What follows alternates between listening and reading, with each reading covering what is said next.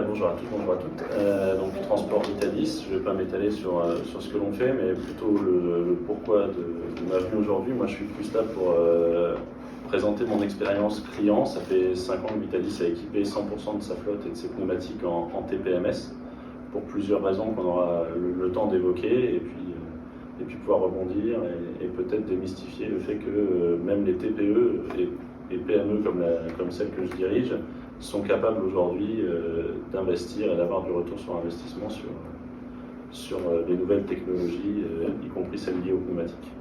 Vous pouvez peut-être juste nous préciser la taille justement de votre entreprise, quelques ordres de grandeur. On a aujourd'hui 42 collaborateurs, on a 30 moteurs et on a 360, à peu près 360 pneus qui sont en contact de la route au quotidien.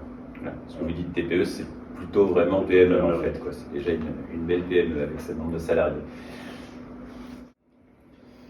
Alors avant de revenir justement à cette question de qualité de service, pour savoir si elle est ressentie comme telle, je me tourne vers vous, Martial, et vous avez eu un drame, vous, dans votre entreprise, qui vous a amené à mener une réflexion, à revoir votre organisation. Est-ce que vous pouvez nous revenir sur cette histoire relativement récente de surcroît? L'idée, c'est que Vitalis existe depuis 2001 en tant que Vitalis. On n'a jamais géré les pneumatiques, ça peut paraître paradoxal, mais on vivait sur des métiers de niche où l'entreprise gagnait très bien sa vie, et donc on avait une première monte. Quand elle était usée, on mettait du pneu neuf, et puis on ne se posait jamais la question de savoir s'il y avait du retaillage, du rechapage, etc. Donc on a plutôt toujours fait confiance aux prestataires qui nous accompagnaient. Pour lui, c'était très facile de venir chez nous. Il nous posait des pneus neufs dès qu'il pensait qu'on en avait besoin, et on n'y faisait pas attention. On a eu un accident mortel, sans qu'on en connaisse le pourquoi. Et une des premières questions qui est venue poser les instances qui nous ont interrogés, c'était est-ce que votre camion était bien entretenu? Est-ce que les pneumatiques étaient bien entretenues? Et là, une grande ville, les pneumatiques, on ne savait pas. Donc l'idée, c'était de se dire comment demain on peut mieux gérer nos pneumatiques et du moins avoir plus de suivi sur les pneumatiques. Donc il y avait plein de solutions. C'était déjà de trouver un prestataire qui nous accompagne dans la globalité, trouver des moyens techniques qui puissent nous aider à se dire est-ce que le jour de l'accident, ce n'était pas une crevaison longue qui a amené un éclatement, etc. On a un peu cheminé et cherché, et on a mis en place une solution TPMS sur l'intégralité de nos pneus. Et vous, c'est 100%. 100% de nos pneus sont monitorés. La première idée, donc, c'était la sécurité. Et en fait, notre recherche dans quel va être le prestataire qui va nous fournir les TPMS, on a eu l'occasion de se rendre compte que ça allait au-delà du simple aspect sécuritaire. Il y avait aussi l'aspect financier. On allait moins consommer de gasoil, mais aussi dans l'idée moins consommer de pneumatiques. Le prestataire qu'on a ensuite choisi pour gérer nos pneus nous a justement fait tout le cours qu'on vient d'entendre, qui est comment bien gérer ces pneumatiques, le retour sur jante, le recrosage, le rechapage, aller jusqu'au bout et utiliser les 100 € de gomme qu'on met pour qu'ils me rendent, si possible, 95 au moins. Des choses que vous ne faisiez pas du tout avant. Des choses qu'on ne faisait pas du tout. Avant, on utilisait le pneu. Pas de retaillage, pas de rechapage. Rien, absolument rien.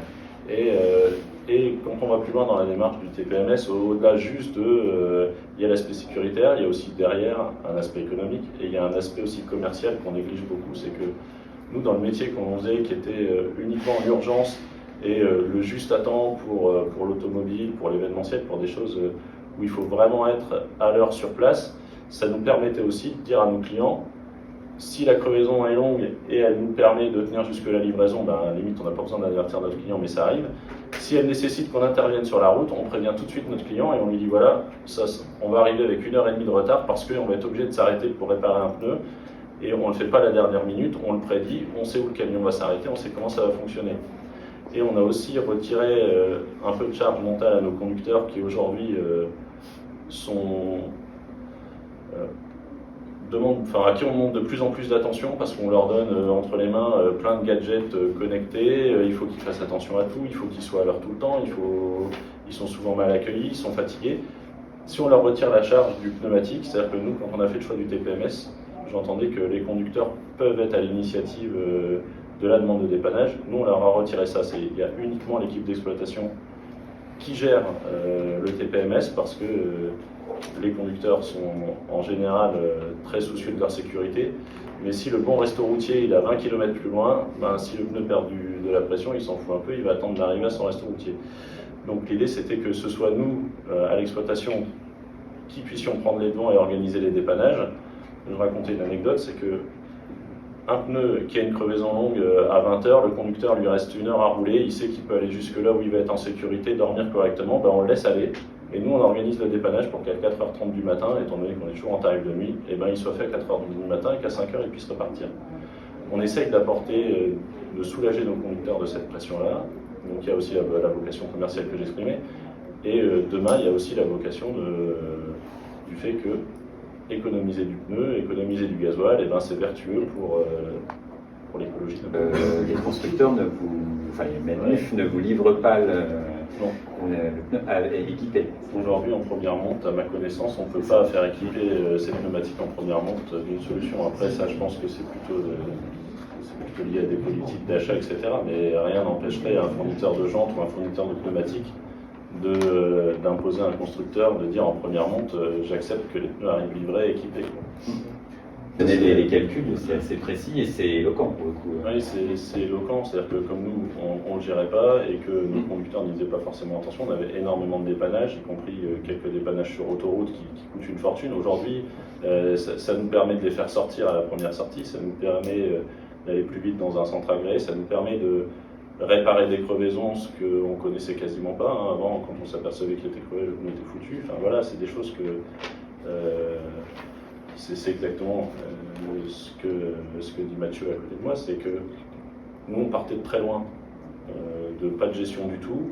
Donc forcément qu'on en a tiré du bon, mais aujourd'hui on essaye d'en tirer encore du meilleur, c'est-à-dire que on ne s'arrête pas, on continue de regarder ce qui se passe, ce que font les prestataires, pour aller plus loin demain. Demain, je pense que ce qui est apporté au pneumatique va être apporté sur la maintenance prédictive aujourd'hui des remorques, qui est très compliquée parce que elle n'est pas connectée comme l'est connecté un tracteur par le constructeur, etc. Donc il va y avoir des évolutions. J'ai aussi entendu dans l'atelier juste avant, c'est vrai que quand on a un commercial qui vient, il nous vend le rêve de demain. Ça marche à peu près aujourd'hui, mais demain, vous allez voir, c'est génial.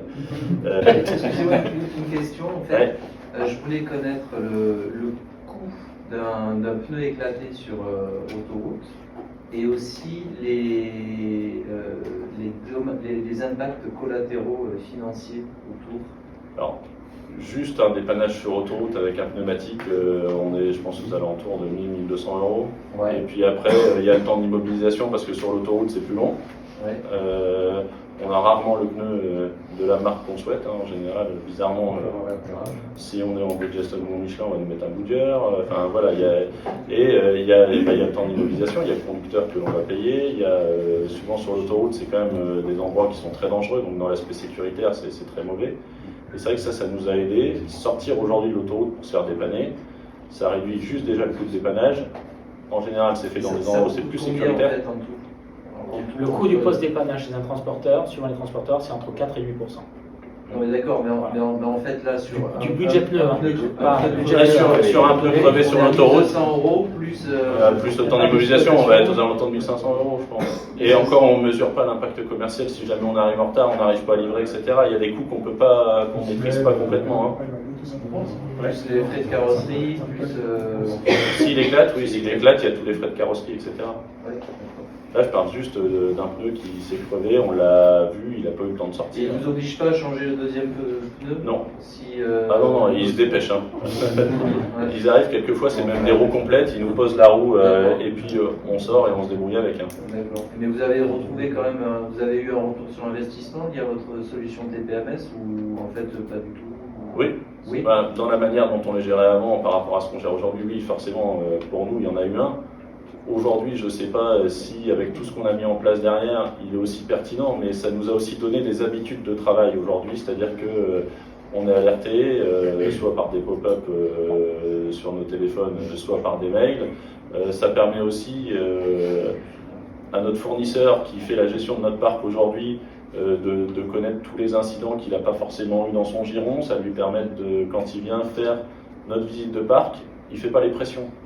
Il fait juste, il pige nos pneus, il regarde l'état, il il nous donne le calendrier et voilà, c'est ce qu'on dit tout à l'heure ensemble, c'est que sur le pneumatique, on peut encore faire de la prédiction d'entretien. Sur les camions, on est en train d'y venir. Sur la partie motorisation, aujourd'hui, toutes les marques se mettent à la télématique, c'est appelle les camions à l'entretien quand l'huile arrive à un certain terme, etc. C'est vrai qu'on y arrive. C'est aussi un choix de management et de culture d'entreprise. Voilà, il n'y a pas une solution unique, comme bien souvent d'ailleurs dans le business, il n'y a pas un modèle unique qui va s'imposer à tout le monde. Pour conclure, vu que ce sera un des fils rouges de ce Connect, enfin pour conclure, sauf si vous avez d'autres questions, mais vu que le temps de l'atelier touche à sa fin, je voulais savoir, on a évoqué cette norme qui va mesurer la pollution liée aux pneus. Comment vous appréhendez ça, et puis de façon plus large, comment vous commencez à verdir votre flotte et comment vous envisagez cette fameuse transition énergétique dont le coût pose un peu problème. Nous, dans le cadre d'une PME, c'est compliqué d'imaginer demain parce qu'on se rend compte qu'il y a quand même des discours qui soient politiques ou économiques qui sont quelquefois aux opposés. On nous parle demain d'un poids à lourd électrique, mais on nous demande de ne pas laisser notre chargeur de téléphone dans la prise parce qu'il n'y a pas assez d'électricité. Enfin, il y a quand même des choses qui aujourd'hui sont complètement décorrélées. Et comment s'imaginer, c'est regarder ce qui se passe, c'est se tenir au courant. Vous en avez essayé déjà ou pas? Non, il y a 4 ou 5 ans, on a failli essayer le gaz et je pense qu'on a bien fait de le faire aujourd'hui. Mais parce qu'aussi, nous en tant que transporteurs, tout à l'heure il y a eu une petite aparté là-dessus, c'était de se dire que nos grands donneurs d'ordre et nos chargeurs veulent verdir en externalisant et en disant c'est pas moi qui vais imaginer comment je vais verdir, je vais demander à tous mes sous-traitants, y compris mes transporteurs, de me rendre mon image plus verte. Et ça, c'est peut-être possible dans des très grands groupes. Quand on est des PME ou qu'on est une entreprise de taille intermédiaire, c'est compliqué d'imaginer ces investissements. Quand on achète un camion, c'est pour 5 ans, pour 7 ans. Aujourd'hui, on nous parle de date à 2050, où il y aura peut-être plus de diesel, mais en attendant, comment on fait pour essayer d'avancer? Et on n'est pas vraiment accompagné, on n'a pas d'idée. Parce qu'on a des politiques qui disent qu'ils prônent l'électricité aujourd'hui. Est-ce que demain, on ne va pas trouver une nouvelle source d'énergie ou un carburant qui va faire que ça va changer la donne? Donc il faut rester attentif et regarder ce qui se passe. Et donc quand vous renouvelez aujourd'hui, on prend ce qui se fait mieux aujourd'hui. On a 100% de notre parc Euro 6. On a la moitié qui est Euro 6E. On parle de l'Euro 7. La prochaine fois, on reviendra pour tomber dans la norme Euro 7. Mais à notre niveau, on ne peut pas aller, je pense, plus loin. On fait déjà énormément d'efforts. C'est parce que nos camions... D'ailleurs, vous dites que votre camion pollue moins qu'une Clio. Nos camions, en norme Euro 6E, polluent quasiment moins qu'une Clio, voire si ce n'est pas beaucoup moins. Mais par contre, on continue de faire 15 mètres de long par 4 mètres de haut et on voit que nous. Et donc c'est facile d'en parler avec vous parce qu'on est tous dans le même cas. Mais quand on est face à des lobbies qui pensent qu'il faut arrêter le camion, c'est difficile de leur faire comprendre que on déploie beaucoup d'énergie, qu'il y a beaucoup d'efforts, que ça coûte beaucoup d'argent et qu'on a le même objectif que tout le monde, c'est de faire attention à la planète qui nous entoure.